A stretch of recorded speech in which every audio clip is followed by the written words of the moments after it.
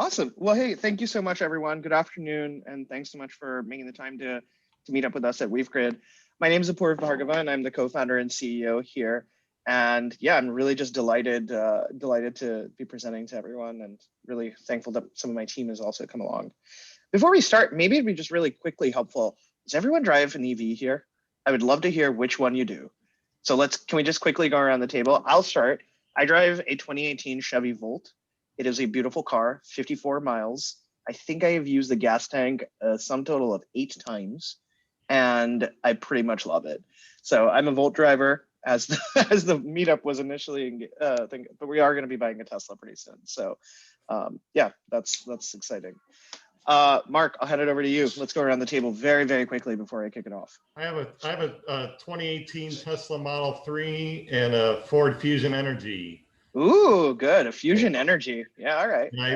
I did lease a Spark for 3 years. It was a great. Wow, you're OG. That's Spark. That's a throwback. Okay. Jeff, how about yourself, Jeffrey? You were a Leaf owner. Thank you. Yes. Well, I owned a I'm Leaf. so sorry, you were eating in the middle. No, I know. No, don't worry. I owned a Leaf and I got rid of it. Then I leased a Leaf. Then I got rid of it. Then I leased a Leaf. Then I got rid of it. And I finally got my dream car, Tesla Performance P3D. Oh, okay. That's a great car. I unfortunately almost vomited after putting that into ludicrous mode once. And so I'm now very scared of a performance Model 3 or even a performance Model S. All right, Scott, I'm just going through my Zoom chat here. Scott, I know you're 2018 Model 3 owner. And awesome. Yakov, you're a Model 11 off your legs, right? Yep, that's right. A carless human living in a big city. It's awesome. Perfect. Okay, next I've got Scott Wilson. Yeah, I leased a 12 Leaf, and then we leased a 14 Leaf, and then we leased a 16 Kia Soul EV. Nice. And then we bought a 17 Bolt, which we drive now, and then we bought a 13 Leaf. So we have a Bolt and a Leaf, and then I have a 2011 Think City also. Oh, okay. Wow, that's awesome. All right, Dennis. I'm new to the game. I just bought a 2021 Model 3 3 hours ago. Hey, welcome. Yeah, that's awesome. Welcome to the club. That's awesome. All right, Jeffrey Cadman. Hey there. So 2013 Model S and 2018 Model 3 long range. Oh, nice. Okay, very cool. Bob, how about yourself? We got a 2013 Model S, a 2013 Volt. Mm-hmm. Recently, we got about a year ago, we got a Model 3. Very nice. Oh, yeah, you guys are legit. Okay, this is great. That's my wife. Model 3 is my wife's, so we don't really Your wife's? talk about that too much. Yeah, she doesn't want to bring it to show or anything like that. Oh, that's funny. All right, Kyle, you're another Tesla driver. Yep, started with one 2018 Model 3, and but then I made the mistake of test driving the performance. Decided I had to get one of those too. So 2 Model 3s here. Kyle's on our team at WeaveGrid as well. Thanks. Oh. And then Brad, how about yourself? Hey, so I've got a 2018 Model 3 and a 2020 Model Y. Fantastic. The first Model Y around the table here. Awesome. And then last but definitely not least, David, how about yourself? Oh, David, you might be on mute still. Oh, well, maybe David's taking care of things. All right, so I'm gonna just say that everyone here is driving some pretty nice cars. That's awesome. Okay, great. So thank you for that little introduction. It was helpful to just kind of hear and level set where everyone's at. So let me back up here and let me just start giving you a little bit of background about WeaveGrid and why I started the company in the first place. So my co-founder John and I were both in grad school at the same time at Stanford out here in the Bay Area. And I'd been working predominantly before that in energy efficiency and clean energy my whole career. So I've worked with utilities, I've worked in energy my whole career. And as I was starting to, I had been working on batteries. Also in undergrad, I did a lot of research back on battery cells and so forth.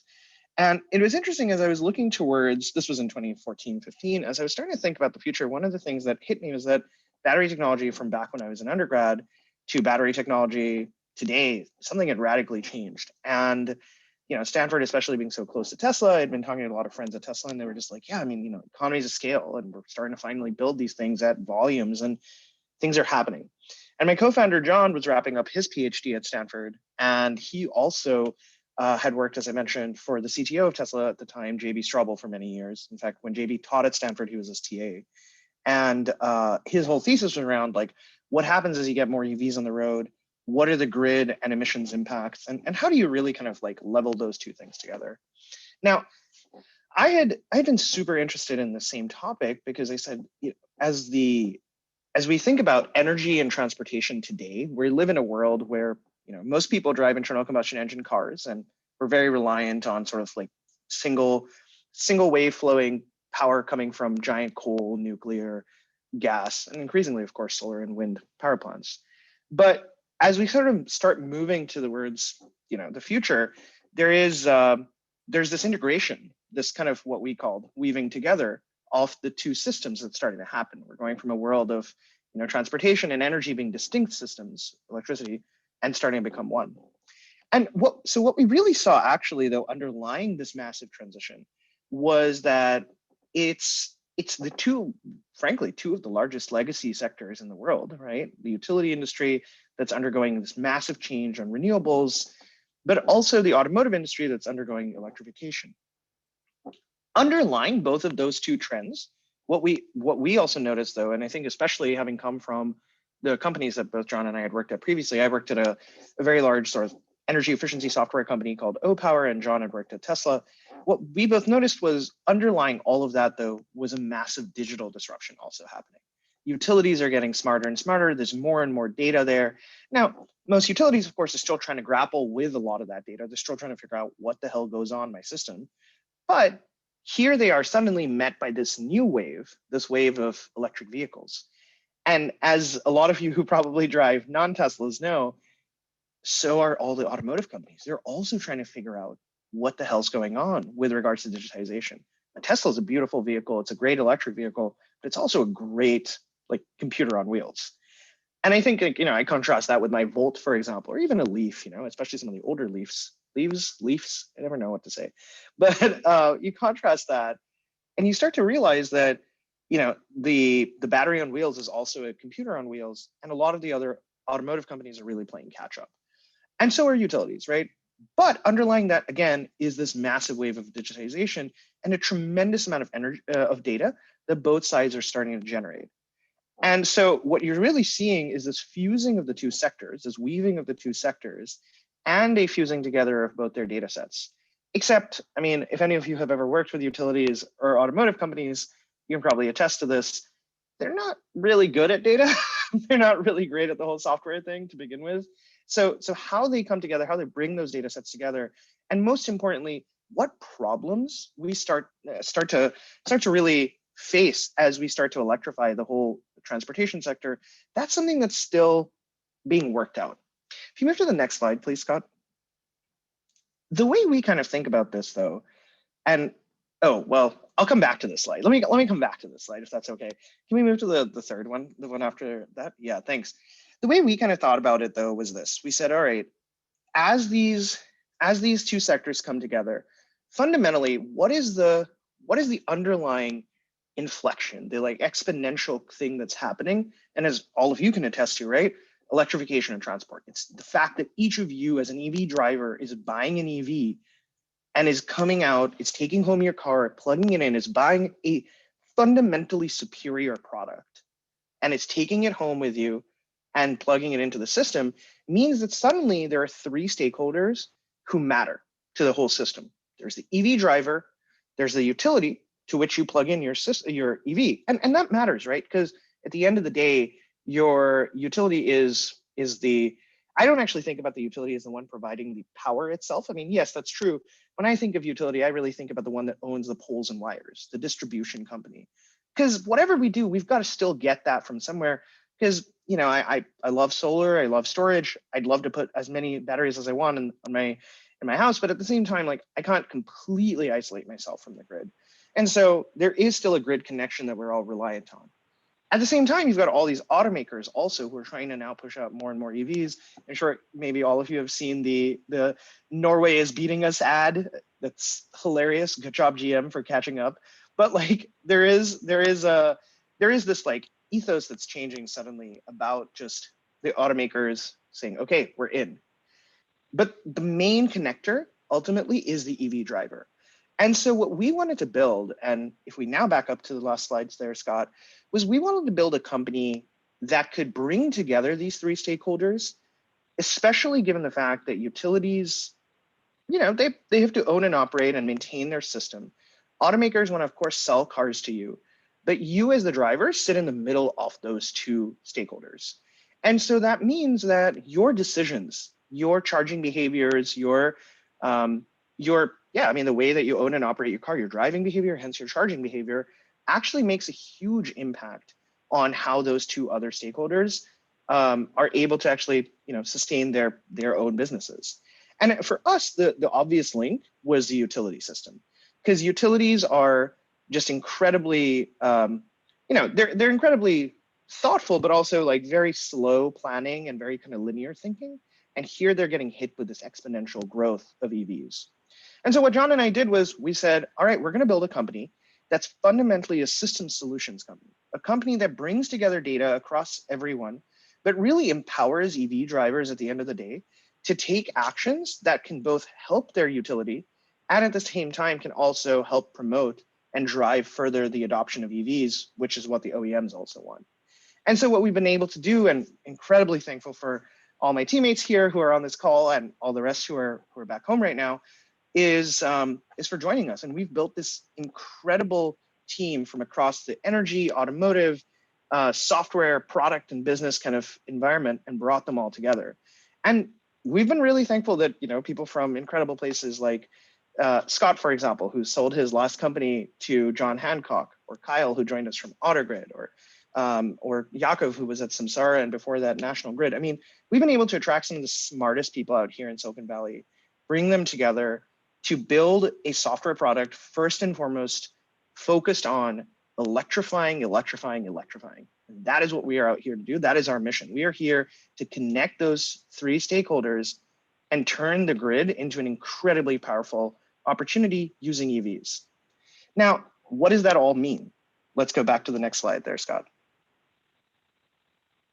Fundamentally, for you as an EV driver, we want this to be the way that you can take very simple actions and at the same time get all the things that you, frankly, are enabling for the system through smarter behaviors, through better charging, things that, you know, Scott will talk about in a few minutes, and through just enabling the utility to provide you incentives and so forth. Not only do you get access to a series of benefits as the driver, which obviously makes a lot of sense because your actions and frankly, the fact that you're driving an EV is already beneficial to the grid. But through very simple behavior changes, it can actually even make the grid even more resilient. It can make the grid more resilient. It can actually integrate more renewables. We've got a project we're working on right now where we're going to try and suck up extra wind production in the middle of the night and using the EV batteries. And who knows, down the road, you know, if Elon ever listens to my tweets, maybe we'll have vehicle to grid as well. Who knows? And so what we're trying to do, though, is build a platform that enables you as the driver to benefit from what we do on the back end, which is work with the utilities and automakers to actually give them the analytics and the understanding about what's going on in each of their systems, whether it be the car fleets that the automakers have or the utility and their grid. And that's really important because utilities are just not ready for EVs, right? Okay, with that, I'll let Scott share a bit more about what we're doing locally here in Maryland. Thanks for letting me give a bit of an intro. And yeah, happy to take any questions at the end, of course.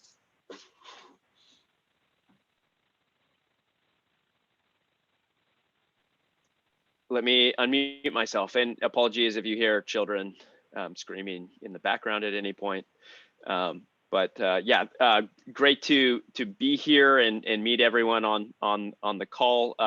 Again, my name is Scott Burns, and I'm Director of Product at WeaveGrid.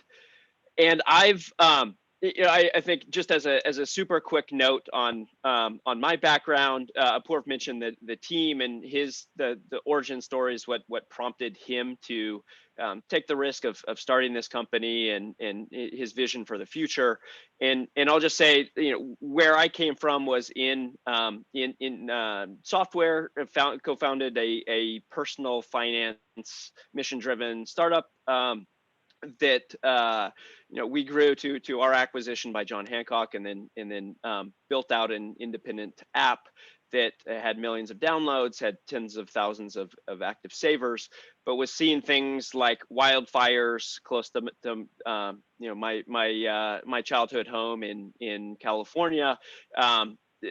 Come within blocks of wildfires in 2018, and seeing a lot of anomalous weather events, and really wanted to saw the opportunity in all the trends that Apoorv was talking about, the connection between the grid and growing EV adoption, and so saw what Apoorv and John where they're going, and thought it was an amazing opportunity. And so I've been here for over a year, and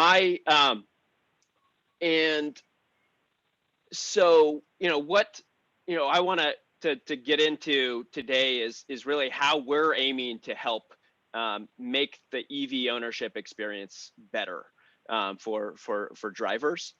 And so as a case study in this, we have a product called EV Pulse, which makes it easier for currently Tesla, but we will be expanding to other OEMs, make it easier for them to access utility benefits, and also give them the access to information and insights about their charging that just aren't available elsewhere. So where we came in working with BGE, Baltimore Gas Electric. So I imagine a few of you might be BGE customers, but the issue was they had a rebate program where EV owners could get $300 for installing a level 2 wall charger, but this was restricted to a small number of quote unquote smart chargers. And where Tesla owners were 70% of the service territory EV ownership, and most of those are the people that were doing charging were using Tesla wall connectors or universal mobile connectors, and didn't have access to this rebate. So we connected with Christy Gronke, who might be joining the call at some point. But was a program manager from BGE who wanted to make sure that we could extend, or that they could extend rebates to Tesla owners who were constantly calling to see how they could get access to the benefits as well. And so we've made it possible for drivers to connect directly, like regardless of the charger they're using, but directly connect their vehicle to our application, so that we can identify like charging behavior. And through this, we're able to also offer now through BGE a electric vehicle time of use program that makes it cheaper for people to charge their vehicles if they're doing so off peak, so after 9 p.m. and on weekends. Can I interrupt you there for just one sec, yeah. Scott? I mean, one of the things that I'll also just quickly add is, especially previously looking at this from sort of a macro level, one of the things that we noticed when we were starting the company, and why we've been so focused on working through automotive companies and working closely with the sort of owners, is that ultimately, like the hardware itself, as I'm sure a lot of you who've been EV owners for so long have noticed, the hardware is commoditizing rapidly, and that's a good thing. We want cheaper hardware. We want cheaper charging hardware of all kinds, not just home charging, but also, fast charging and level 2 commercial charging and so forth. And that commoditization that's happening on the hardware side, it does though mean it does have one downside, which is that yes, everything's getting cheaper, but also very little of it's very intelligent, to be honest.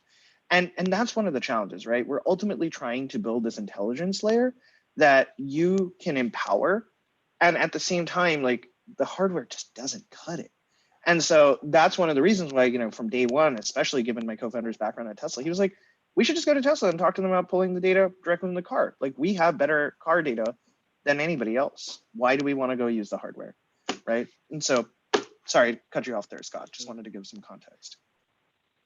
No worries. Thanks. Yeah, thanks for the additional color. So we've rolled out 2 programs and delivered some both financial benefits and insights, which we'll get to, that we see as unique, and we hope are overall improving the experience for drivers.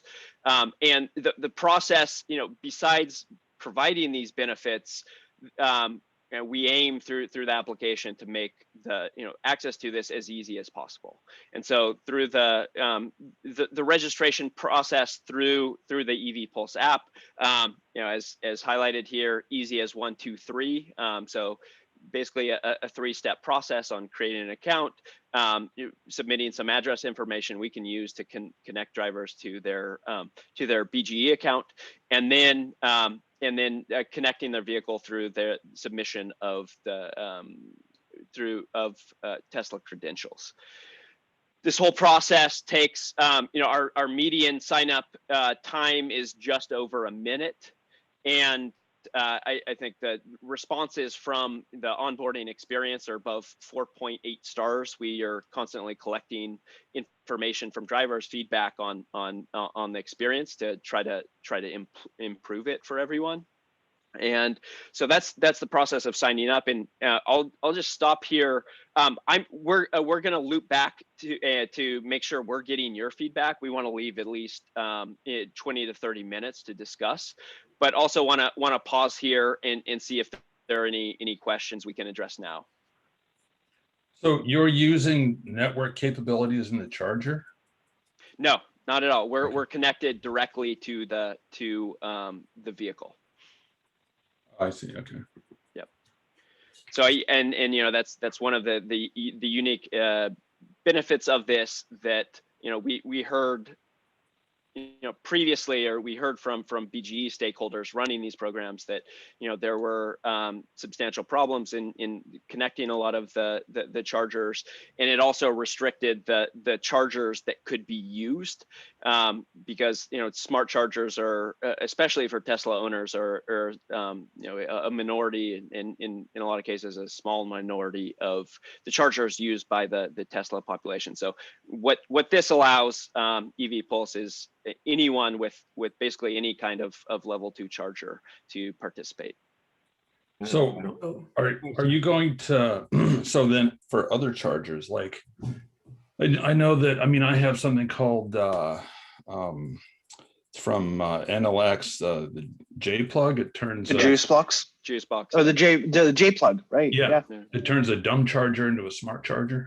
Are you going to need hardware like that to branch out to other chargers? Or no, we because we're getting the data directly from the vehicle. It doesn't matter what charger you use. Oh, okay. We're able to connect with the vehicle API and get a rich set of data around the state of the vehicle and the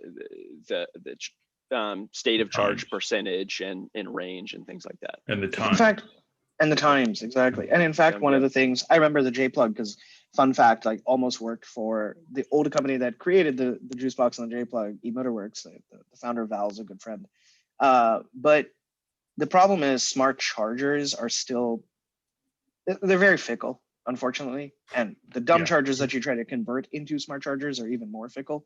Mm-hmm. So it's not great. And it's not a great experience, but more importantly, the fidelity of the data, the quality of the data that really is necessary for us to provide these sort of useful insights, or also then, of course, deliver the kind of insights we want back to the utility about what's going on the grid. Both of those things are very hard. And I saw a question about waking up the car, and no, we do not wake up the car. So yeah, let me. There's a slide dedicated to that. There's a slide dedicated I'm not. I'm not seeing the questions. Apoorv, could you flag if there are questions coming in? That, Yeah, Jeff, do you want to ask a question? Yep. Yeah, Yeah, please. One do. question, the Go ahead, you owner, talk first. did they just get the $300 one time, or is there any ongoing benefit? So there's- yeah, so that's a great segue into the next into the next slide. So regarding the rebate from a financial perspective, you know, the rebate's one and done. We also offer the TOU program, the vehicle only TOU program, where based on the data we're able to get from the vehicle, we credit drivers' accounts if they are with lower rates, if they're charging off peak. And so that is an ongoing benefit that people EV Pulse drivers participating in that program are able to access.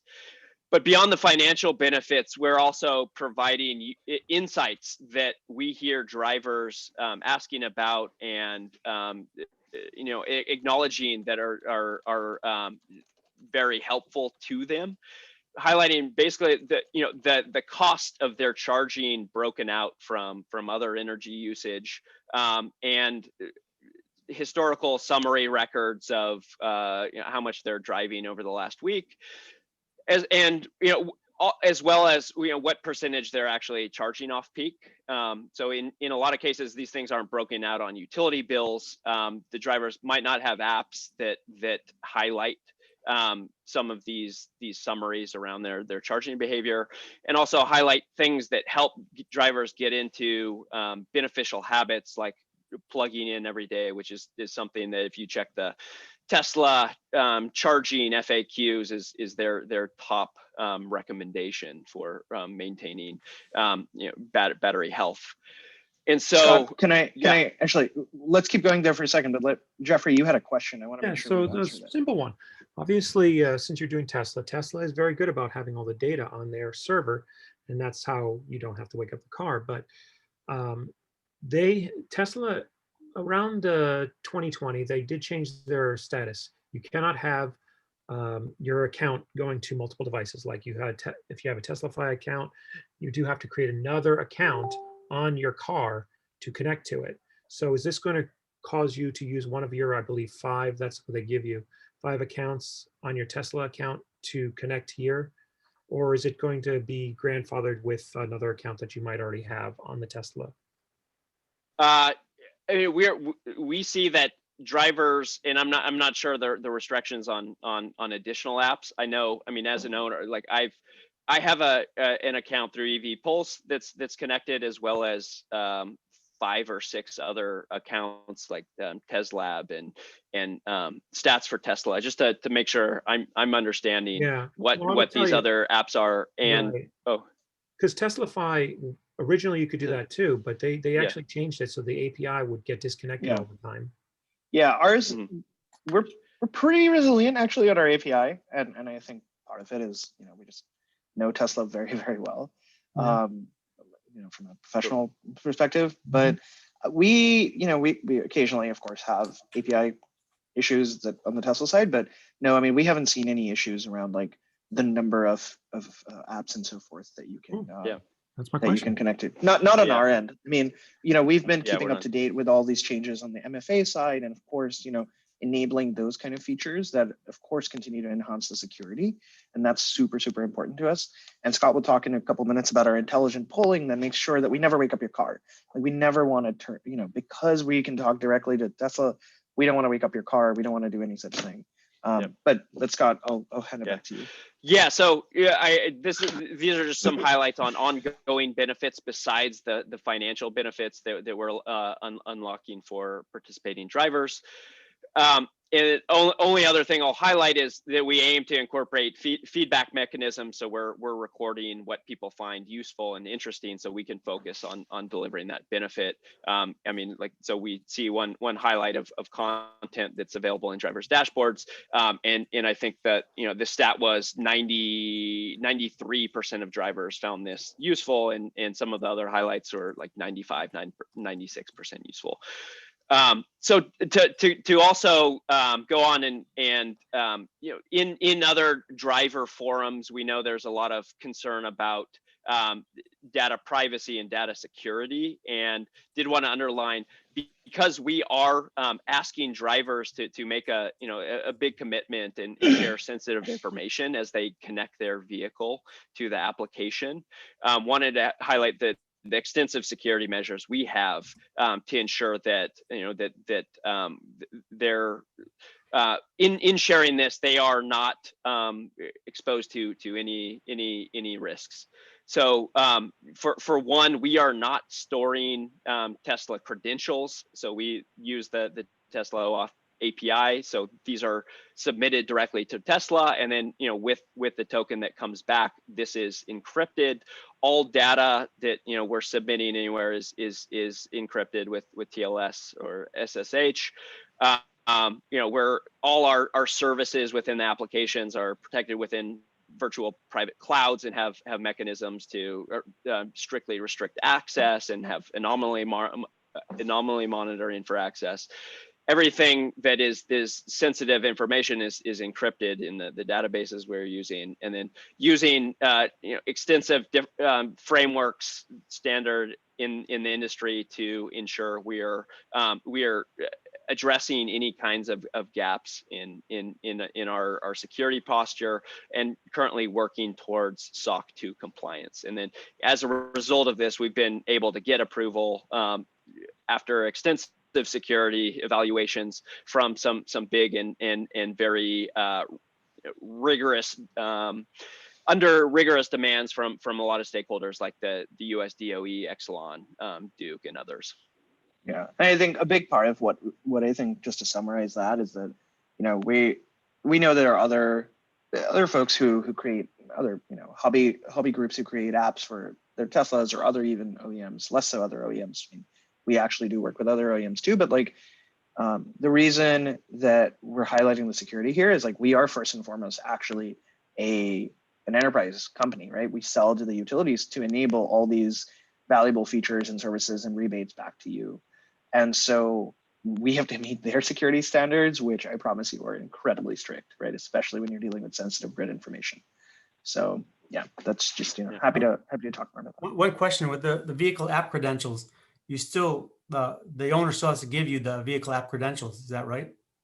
So you type them in, but we never actually store them. Basically what happens is we use that to go ping the OAuth approach, as it were, and Scott can dive into that in a second, but we just use that to exchange a token with Tesla, and it pings Tesla servers and we get back the data. We don't store any of your credentials. Is that something that you need to do every few months to get a new token? Scott, do you want to talk about that? Yeah, so they're typically no, unless you're changing your password. And so in that case, you will have to refresh. Otherwise, there has been Tesla has made some system-wide changes recently that have caused caused us to require re-authentication. But this is the kind of thing that through these changes, we see this being stable for the next few years. And so, provided you're not changing your password, shouldn't require re-authentication. As somebody who's always a little bit not untrusting, it would be nice if Tesla would give us one login that we use and a different one that would be read only. I don't know if there's anything in the industry going in that direction, but that would give me a better feeling if I had. Yeah. And I'll Apoorv can. Yeah, and I mean, we're in constant contact with Tesla and technology stakeholders, points of contact there. I can speak to that. Go ahead. Yeah, I mean, we've been trying to work with Tesla on exactly this thing. Tesla is much more of a big company than most people give it credit. It moves very slowly, sometimes almost like a utility. And so one of the things we've been trying to push Tesla towards is just saying, hey, is there a way that we can still use your same credentials so that you don't have to create 2 different accounts and so forth, but just even further limit just the exact data points that we want to see. And we really just don't pull anything except from what we need. And what we need is what we give back to you, right? It's the data on how much you're charging is and so forth. So we're very, very cautious there, and we're in constant communication with Tesla. I mean, they literally know what we're doing very clearly. I trust you guys. It's just my wife. I gotta get on board. Yeah, no, I got it. Yeah. And I mean, I think on that front, I mean, given that this is something, it is in a lot of ways a sensitive and a big ask to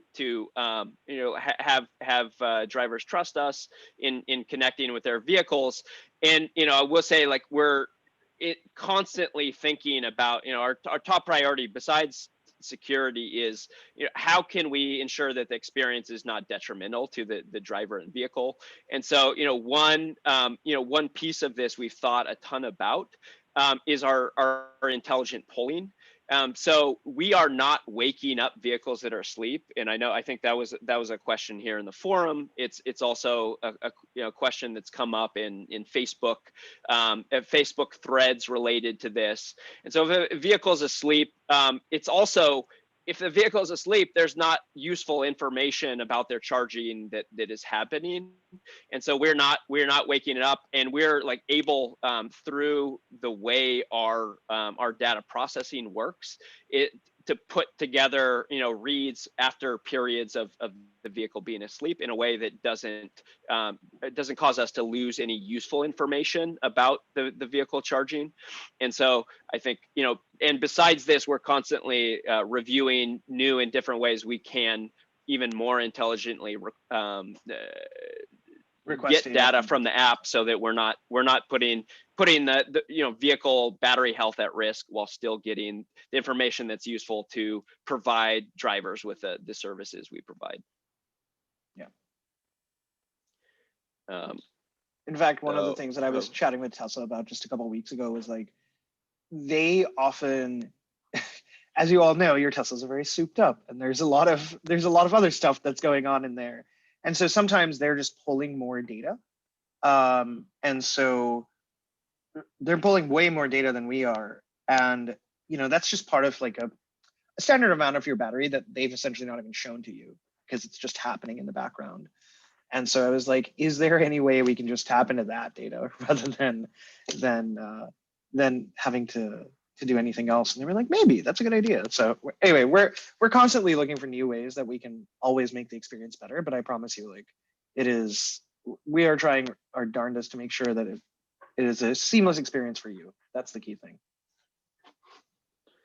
There are a lot of questions. So Scott, let's quickly run through this, and then let's. So yeah, I mean, here's highlights. I think this is maybe a little bit more relevant for people who are in BGE service territory and have the app. But I think right now we're rolling out, knock on wood, next week, support for MFA, multi-factor authentication, that's available now for drivers through Tesla. We're expanding to the Delmarva and Pepco service territory, so coming soon, very soon for you drivers in those service territories, and then have a range of other features that we're contemplating and rolling out in a short period of time. So I'll just skip ahead now. I mean, I think what we really want to find out is, how, especially if you're a BGE service territory, even beyond, how we can develop features that are going to be most useful for you. And we can't promise that we're going to meet, every one of your requests, but we strive to understand what drivers really want and work towards, meeting the most pressing, urgent, most valuable needs. Now, I'll just quickly add, it seems like there are a bunch of questions here that we can also answer. So yeah, we'll take some live feedback here, and we're also happy to answer questions. So let people just jump in accordingly. Scott, this is Brad. Can you hear me, guys? Hey. Yep. Yep. Hey, so I have some quick product feedback for your team. So I'm familiar with the EV pause process, BGE customer. So I certainly looked into that right when I received the information. And to kind of dovetail off of what Bob had mentioned earlier, I'm very privacy conscious. So I got through the process, recognized, it's a very straightforward process, and totally understand why you need the Tesla account credentials to kind of log in and do what you need to do. Mm-hmm. However, from my point of view, when doing that, that kind of gives you access to everything in my car, from unlocking the vehicle to, all sorts of functions that are available within my account. So personally, I stopped the process at that point. I did not put in the credentials. Actually, a few weeks later, Scott, I actually got an email directly from you kind of saying, hey, notice that you got partway through the process. Just curious if, you want to go ahead and complete it. So just wanted to let you know that was the reason why, I didn't complete the process, but some of the security information that you mentioned, I think that would be really helpful to kind of list on the page, just to say, hey, here's how we're securing your information. Here's what we're doing to protect your privacy. Those are all great things to highlight, and really that was very much lacking in the process. Brad, that's really great feedback. Super appreciate that. And I will also attest to the fact that this is one of the reasons I am continuously talking to Tesla is guys, give me a way where I can see just the data that we need to see. We don't collect any other data, by the way, that isn't relevant to the specific program we're running. But at the same time, we don't try to collect it. We definitely won't use it. But it's something that it's good to know that we should just be flagging how secure we are as a company on these topics.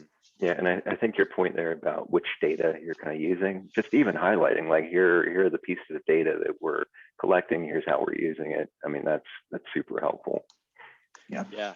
No, and yeah, I will say I think some of that around what we're collecting. I mean, we do highlight that in our privacy policy in terms of services, but obviously those things are not clear, and it's very obscure for people to go back in. So I think I think we can definitely do a better job on highlighting security measures we're taking. It's something we want to do, and we're also keen, keen to roll out additional ways that we can help people connect, where where they can share less sensitive information, in particular allowing the submission of tokens directly if people want to generate those.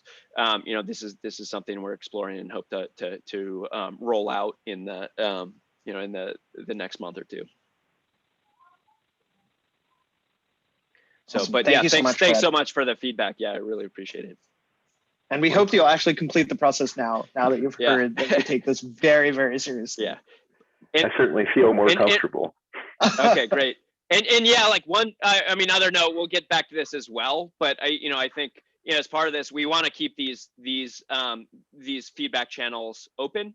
So it sounds like, Brad, you've got my email from previous outreach. We've got a support line, and we do ongoing customer feedback interviews, and typically offer a $40 Amazon gift card for a 30-minute chat. And so we got sign up links where you can just pull your the slot that's most convenient for you. So in case you're interested, we've got this information, and we can share it through Mark later. Awesome, thanks so much. Yeah, sure. Appreciate it. Jerry had a question about the new EVSE installation. The EVSE, yeah. So yeah, I mean, let me go ahead, Jerry. Yes, I can repeat my question. Basically, I already bought a Tesla EVSE, the corded mobile connector, which goes in the 1450 slot plug. But the problem is, when I went to the rebate, it says it must be also part of a new installation. So that means to me it will not apply, since I had an outlet already installed years ago. Yeah, do I have to get a new outlet installed with my new 1450? Was the actual charger purchased after July 2019? Yes, I actually went to a Tesla service center and got it from them directly. Okay, I believe you should be eligible. You're totally eligible. Yeah, that should be okay. And if sorry, it's Christy. I'm in a loud area, but yeah, that's eligible. Oh, that's good to know. Yay, Christy's here. Hey, Chrissy. She's Sorry, Chrissy. Fearless leader of this program, and the one that's Exactly. delivering to you guys all the benefits that we highlighted. Chrissy, I hope you didn't hear the part where I said that BGE is. No, I'm kidding. I wasn't making fun of you guys. We love you. I've been on for a while. I heard it all. I actually have a follow-up question that's more BGE focused, if you don't mind. Go for it. Sure. I remember back when the NAF screen did their presentation, BGE representative stated that they are currently considering allowing time of use options available for people who are already net metering with solar. And I know it's still early in the year, but it's still that is that an ongoing process? And there's possibilities that that may be an option for people who have solar. Yeah, it's still on our roadmap and still something we're looking to implement from an IT standpoint. I don't have a good date for you, but it's definitely still in progress. Thank you. I would like to second that because I'm a BGE customer with solar and a net meter, and I personally don't qualify either. So you got an audience here. Yeah, we're working on it. So I've got some questions that I had in the in the chat. I'll just go down them. So since it's tied to the car and not the charger, it would work well at multi-unit dwellings. Is that right? We haven't currently developed a product for multi-unit dwellings. You're not wrong. I mean, we can, of course, but I think part of the challenge right now is like we have to find a way to work with Christy and her team to make that possible for multi-unit dwellings. Mm-hmm. We can definitely pull the data from the car in a multi-unit dwelling. There's no doubt about that. It's just a question of what value does that provide back to our utility customers at the end of the day, and how can we provide both the value to the customer and to the driver and the utility customer? Yeah. And I'm not sure we figured that out yet. Yeah. And then, well, go ahead. Sorry. No. Go ahead. So then you're currently supporting Teslas. I mean, could there be for other cars like an OBD dongle or? Yeah, we're actually not a fan of OBD dongles, to be completely honest with you. They're very difficult to use. The data out of them is sometimes kind of sketchy. EVs in particular, I mean, if you remember the history of the OBD dongle, right? Like it was a pollution countermeasure. It was about testing your car for smog reasons predominantly. We've added other diagnostics along the route, but one of the funniest things, right, is especially with modern EVs, like they've hidden away the OBD2 port. And so increasingly modern EVs are really just not even exposing that as much. We are adding other OEMs and actually we'll be rolling them out. The big thing that we're always trying to do with new OEMs is make sure that they are at the same quality of basically they have the same fidelity of data, that we can deliver the same kind of products and services back to you and to Christy from BGE. We don't want to be pulling data from a car that's got shaky data pipelines. So like the Bolt and OnStar, would that, could you? Yeah, so that? I have OnStar and we're pulling data from my car right now, from my Bolt. Yeah. Okay. We'll roll that out soonish. I think we're working on BMW right now, and if I'm not mistaken, Christy's boss Devesh is going to be one of our guinea pigs very soon. This is Mark. I just want to mention I did put some information in the chat about the Christie's doing a let's see, they're going to do a little presentation on the 15th at 8 p.m. I don't know if you want to say anything about that, Christy. She's still on? Sure, yeah, I'm here. We'll be on the Maryland Tesla Facebook page, covering the same content, but if there are different drivers that are on that platform versus MD Volt, just trying to touch as many Tesla drivers as possible.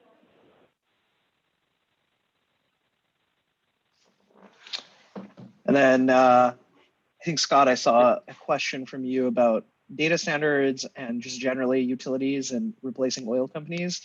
And this is why we like Christy and her team. Honestly, this is why we work with utilities. We see them taking a chunk out of, both on the climate side and then of course, just about making the energy transition happen. I mean, we really think that utilities are best served to kind of replace oil companies. So yeah, I agree with that. But I don't know, Christy, if you wanna pitch that, or maybe do so in your session in a couple of weeks, I'll let you be the person there. And then no, we're not hacking COBOL systems, thank God. We got some people that I think can do it, but yeah. They hired us because I think didn't make them do those kind of things. So luckily, exactly. I think that like the API standards. I mean, really, Teslas are kind of modern, and other I think other APIs we're going to access. I think hopefully moving in more accessible, modern protocols and frameworks. I just saw something from David. his mic is out, created an account on EV Pulse, tried to enroll at BGE, but only has a create a new account. Any way to link them? David, maybe you could give us your email, and happy to get Scott to follow up here. Yeah, I think the one, the one thing I'll highlight is I think very keen, because we want our primary goal here is to make the experience of owning and operating an EV as easy as possible. Right now, for us to connect with you, we need to require the creation of an EV Pulse account. But going forward, like to provide the ability for you to log in directly using the credentials for your utility account. So very much thinking about those things and figuring out how we can more tightly integrate with utilities.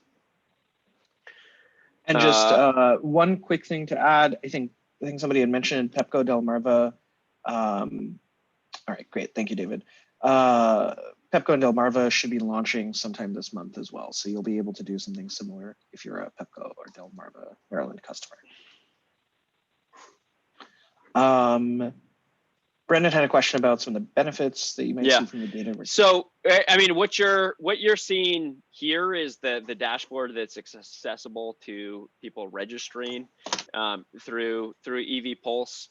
And so, yeah, some of the data insights highlights are seeing what the actual cost of the energy you're using directly from charging. This is something that's not broken out on your utility bill, and is something we've heard highlighted by drivers as a benefit that is uniquely helpful.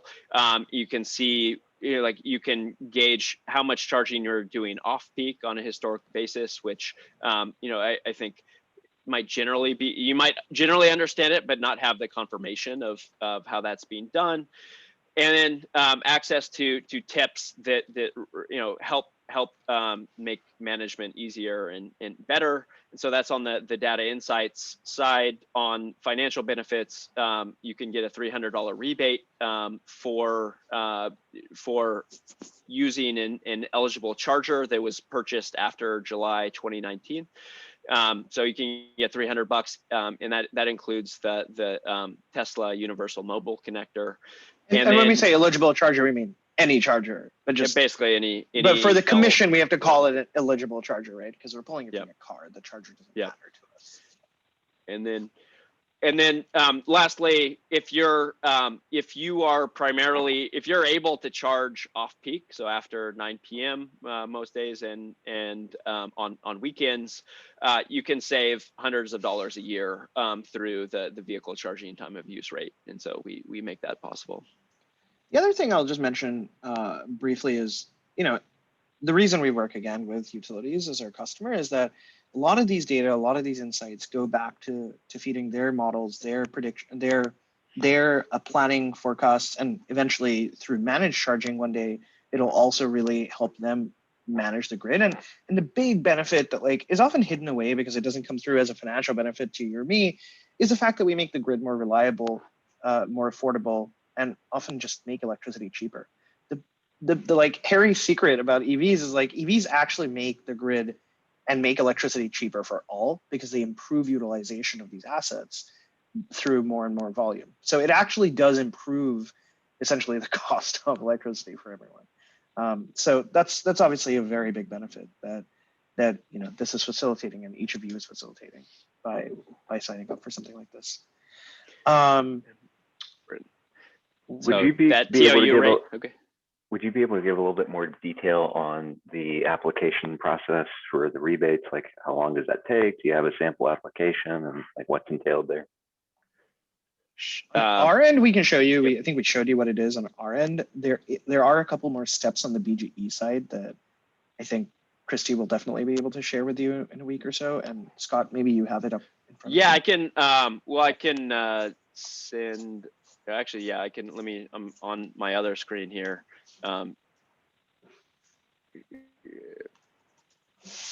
Here we go. So after you finish the process with the EV Pulse app, we link to the final steps to apply for your rebate. And so here's the URL for that, bgevsmart.programprocessing.com, and then from there you complete the application and submit additional material for that. But I think most people that we've heard go through the process found it fairly straightforward. And here the and it's a 30-day turnaround to get your check. Okay, great. And you said that the universal connector that comes with the car is qualifies for this rebate? Provided it was purchased after July 1st, 2019. Promise that wasn't our rule. That was the Maryland Commission. Okay. Yeah. What if you have multiple vehicles? You only get one? Christy, what do you do with multiple vehicles? Because I would be happy. One per household. Darn it. Yeah, one per household. Sorry. All right. Thank you. I appreciate it. Yeah. No, thank you, Brad. One exciting thing that I know we're working on that Scott and his team are going to be launching pretty soon is the plugin reminders, right? Scott, you want to talk a little bit about that?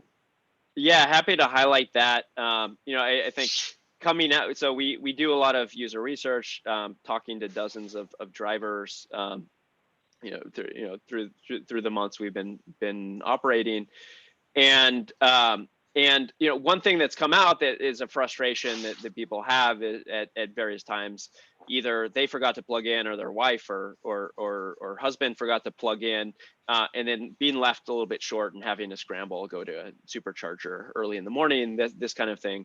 And so, what we are rolling out is greater notification through text message, and in particular, providing the ability for people that have come home, parked, not plugged in, and giving them a reminder to plug in and charge, particularly when historically they need information. So I just curious if anyone had any feedback, if you're also feeling that, if this is something, an issue that you've encountered before. We've detected that interest, and just, yeah, curious to. So it sounds like Jeff. It sounds like you would like this.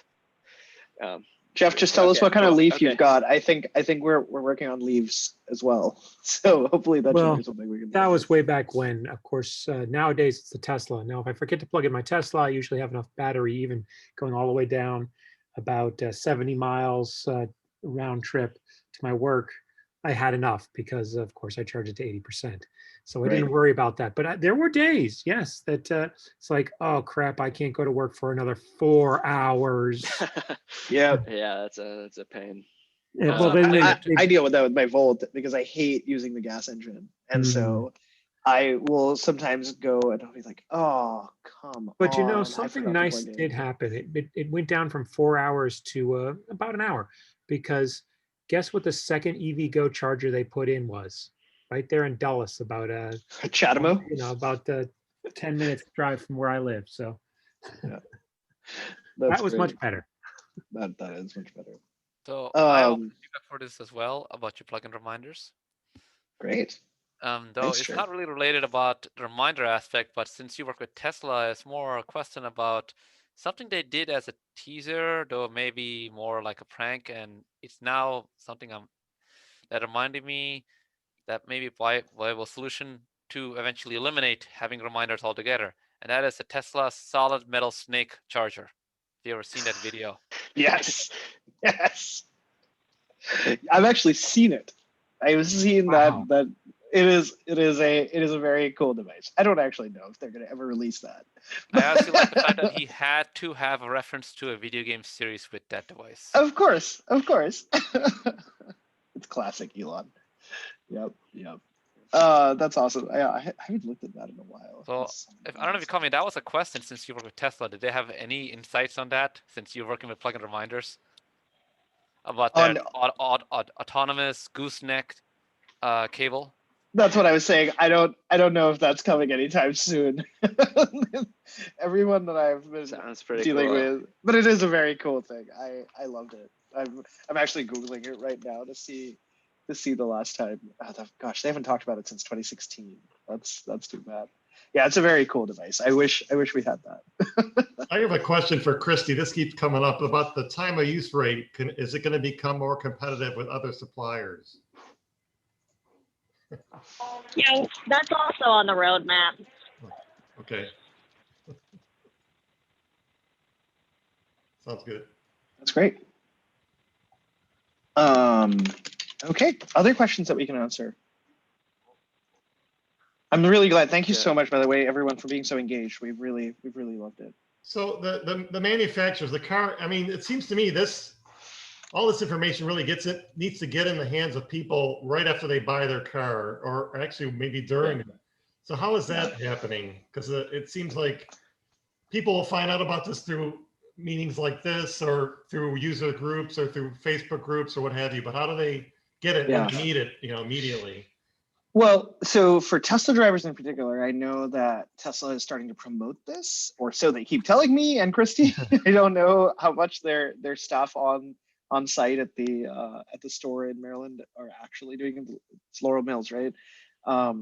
So I don't actually know how much they're actively pushing it, but like still, their staff knows about it. We've confirmed that as well.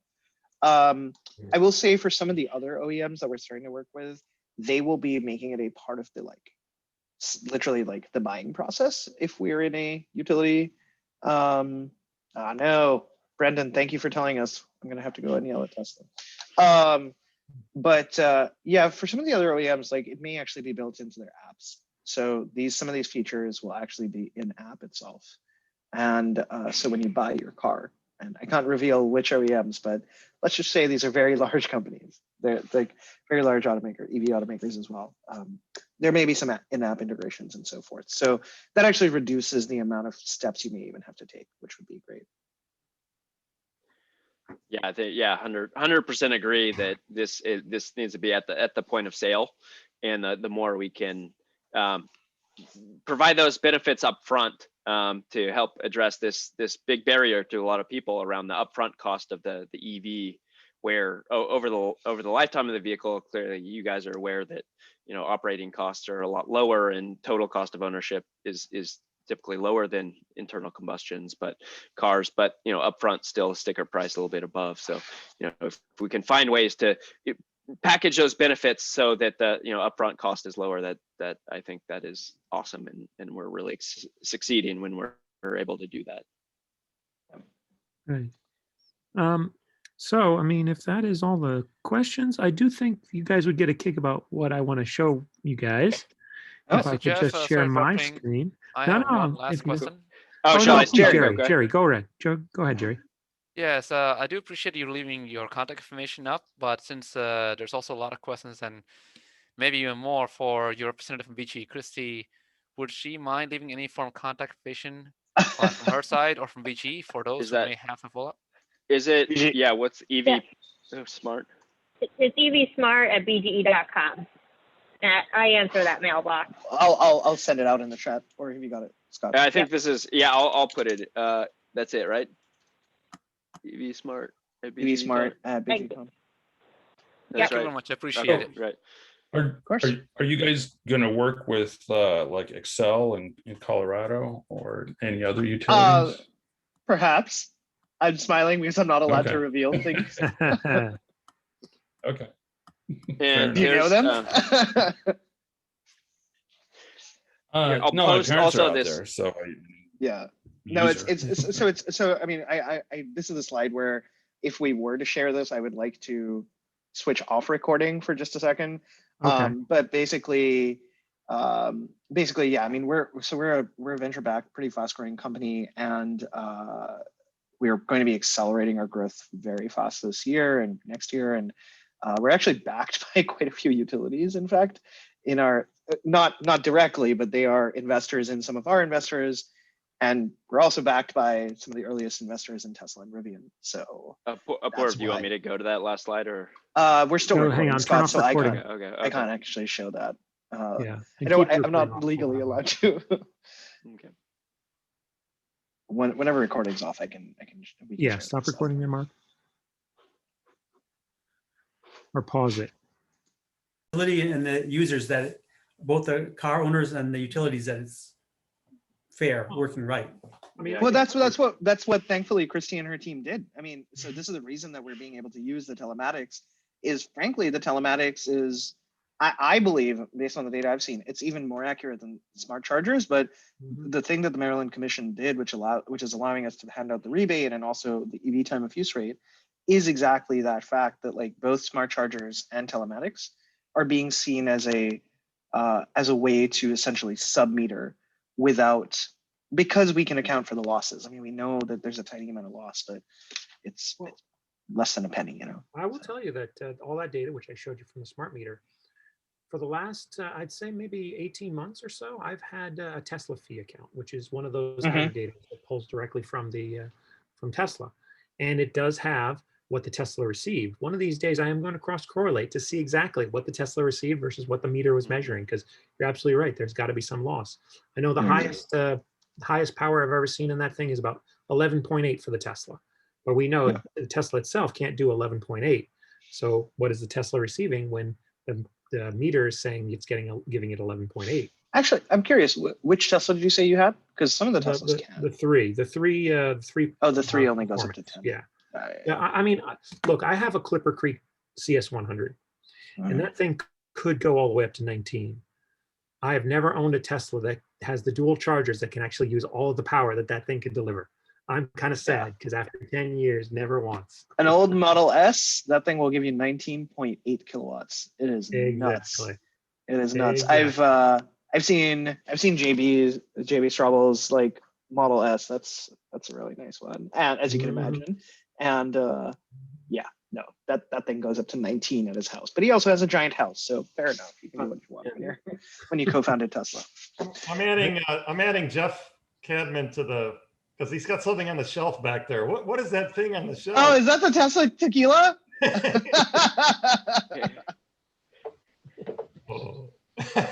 Nice. Unmuted.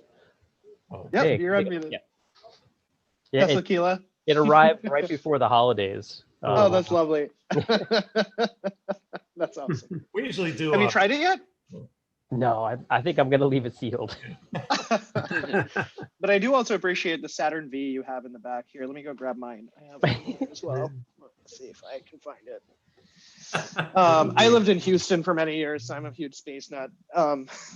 So yeah, we usually do a show and tell, but my background is like a show and tell. It's the let me see. Some old friends of yours.